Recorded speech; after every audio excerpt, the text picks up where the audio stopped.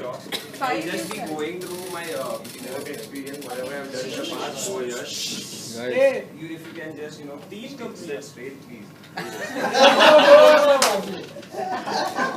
Guys, please. Yeah, go ahead. So, basically, I have worked in three companies so far. One is G Lighting, second is iExplore, that was a startup, and third is Zycus. Not to consider it with Zydus. Most of the people tell me that I'm from Zydus. I'm not from Zydus. I'm from Zycus Infotech. So G Lighting again. I was GT I was taken in the sales division, and I had worked for a year. So my basic responsibilities were submitting the quotations, then trying to get the orders through negotiations. Then I was in charge of actually executing the entire order. So basically, I had to know the entire sales channel and how to generate sales orders, how to take it. It goes right up to the collection part. So that is basically, as a trainee, this was my basic responsibility. Apart from that, I had also managed relationships with clients as well as the distribution channels across the Mumbai region. And yeah, of course, the most important thing is actually to keep updated information about the market at all the time. And I feel that that is one thing that I have learned a lot at G is you should be having information about any of your projects at any point of time, because you will be questioned about it. At iExplore, I have not worked much, but I've worked for around 7 months. It was a startup. My senior actually, approached me, and she wanted some assistance in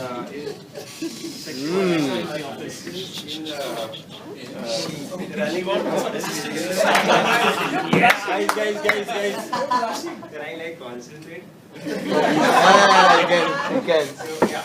So the model is pretty unique. It was not a normal counseling model. It was quite practical. Like we used to call experts from industry, and they used to interact with the students. And we felt that it was the perfect kind of career consulting model that we had basically termed it as. It was a 3-stage model.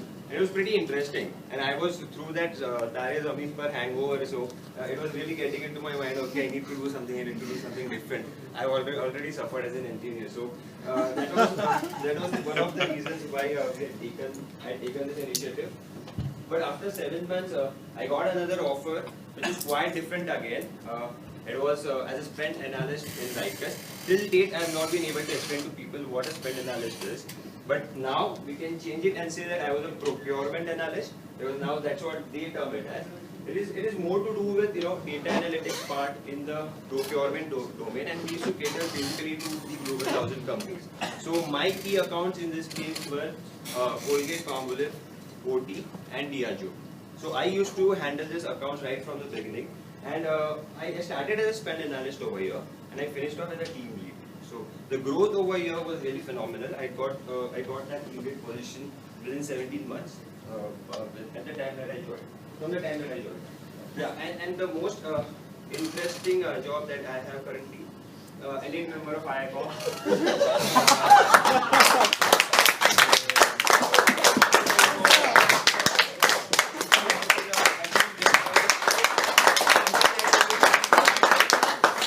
Again, please. We missed it, please.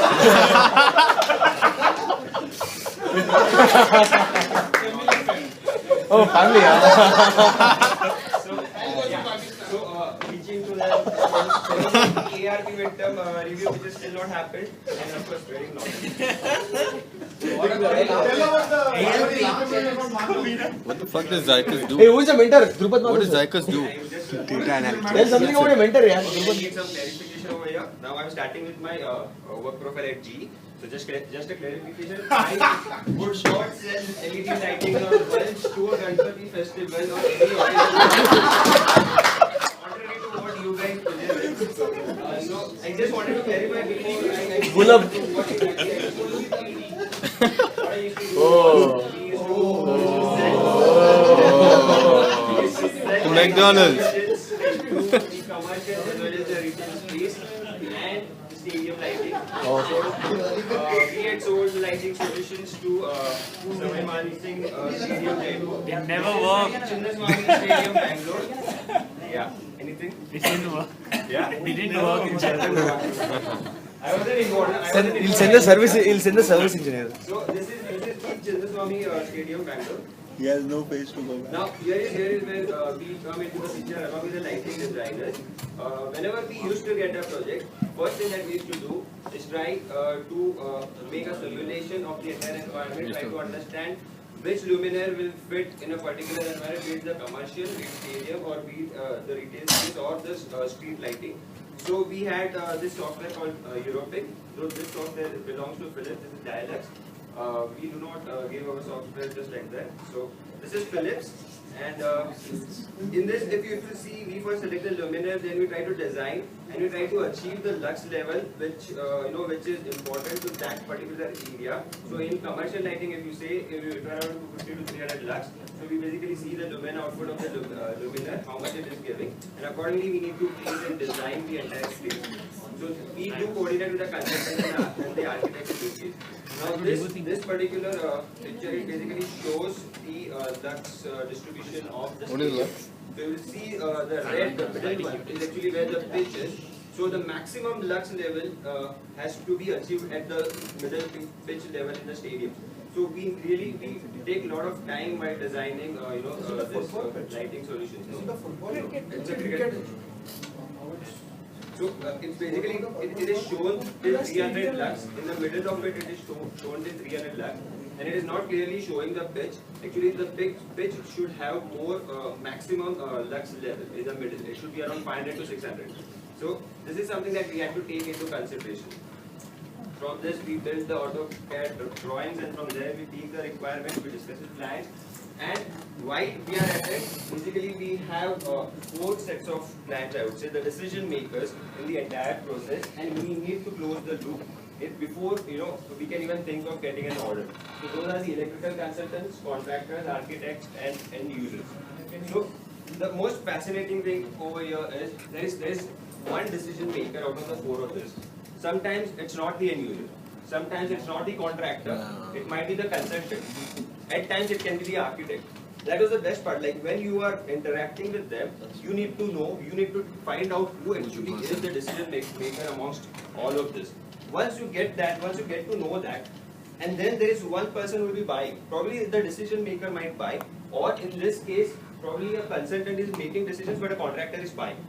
So if I'm able to influence the consultant, in this case, that please purchase my lighting solution because I'm giving you the best deal, the contractor cannot try to negotiate on the prices. Then the game is yours. When the ball is in your court, it's up to you as to how you play and negotiate. So I think I found this aspect very interesting at GE, that we were placed at a very high price segment. If you compare us with Bajaj, Havells, Wipro, we were no match in terms of prices. The luminaires were safe. In fact, there was this one situation whereby the client had actually called Wipro and Philips and GE together. They had placed our luminaires. They told us to go out of the room. They had placed our luminaires. We came back and they told us to identify our luminaires, because they all looked all the same. There was no difference whatsoever. So this is where that relationship comes into the picture as the influencing part. The requirements again for GE, be open to travel, no ego hassle. I think most of it has already been discussed by the previous people. And yeah, you really need to have the people skills. So and many times I had to go on site, deal with the contractors, have listened to lot of curse words probably. Whenever I go for collection is like the worst thing. They always go back and they ask about what happened to that previous order. We are going for a new order and they're asking about the previous order, what happened to that order, it is still not come, this and that. So this will be typical, and this goes across any of the industry. Why didn't you give the previous order? Yeah. Why didn't you give the previous order? It always happens that way. Dude, it's business. You need to have. The challenge again lies that the previous order is pending and you're going for another order. I'm getting it. That kind of shameless guy you are. I'm getting it. Yeah, you have to be shameless, absolutely shameless. No ego. And yeah, the cross-team collaboration I've seen that in the supply chain, we used to fight all the time. All I'm saying over here, I'm trying to go over here is, don't go as the big brands. When you are in the market, you should know what you want to do. your job profile will speak a lot rather than the brand. Of course, this was my first job and I am really proud of it. But the thing is, I didn't find anything unusual. Like, wow, oh gee, I'm really like, I'm on the top of the league. Nothing like that. So that is one thing that, I've learned a lot from here. And yeah, I didn't continue. Basically, I was given an offer of a sales engineer, a permanent position, but I didn't continue because I didn't want to go into that lighting domain entirely. It was just I just wanted to take experience.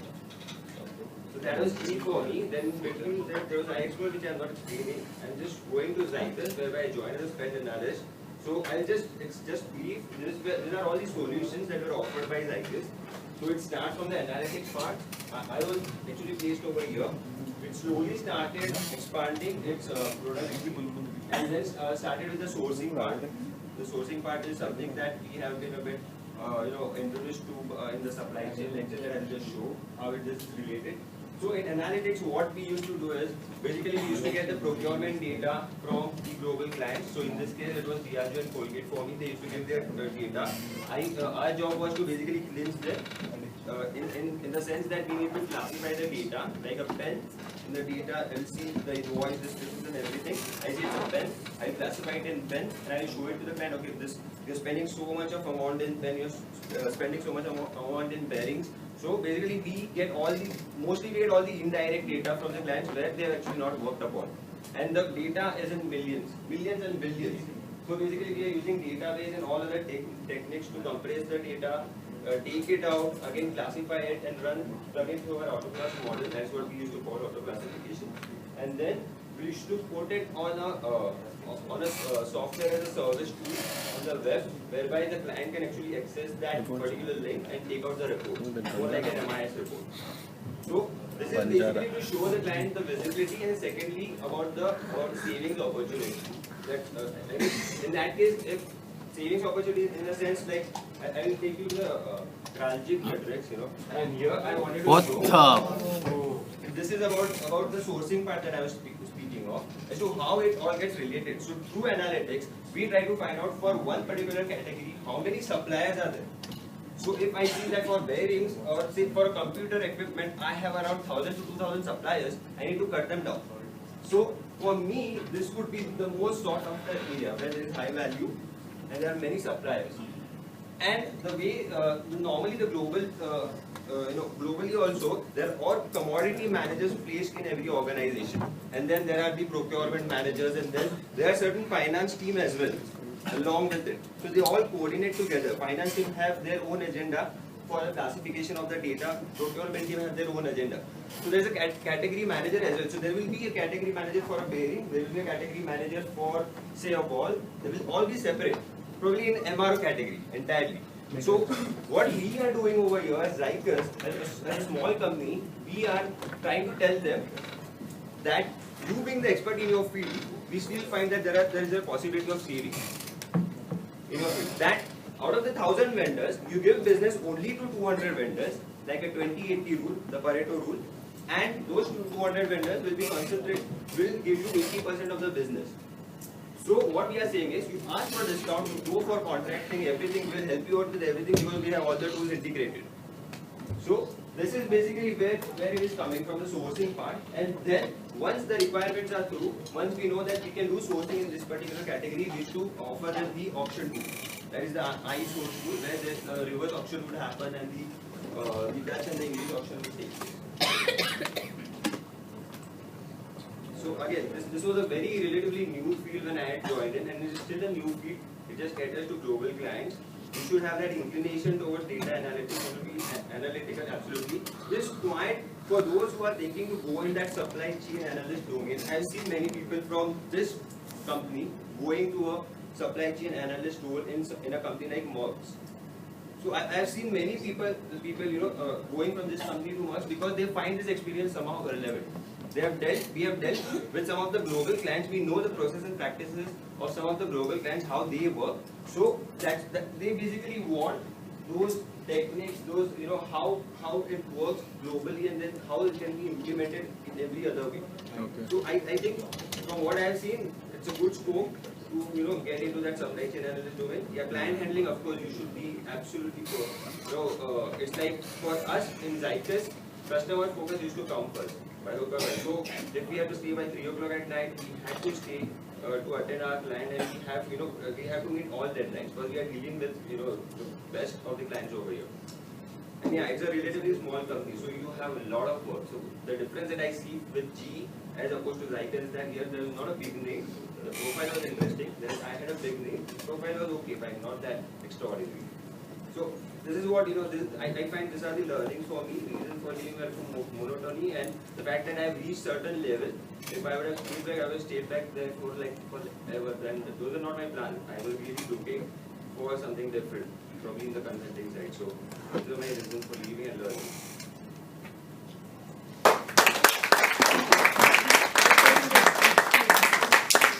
Offline questions, please. Kailas, as usual.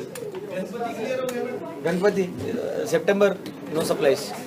सितंबर 2012 में गणपति के साथ night है.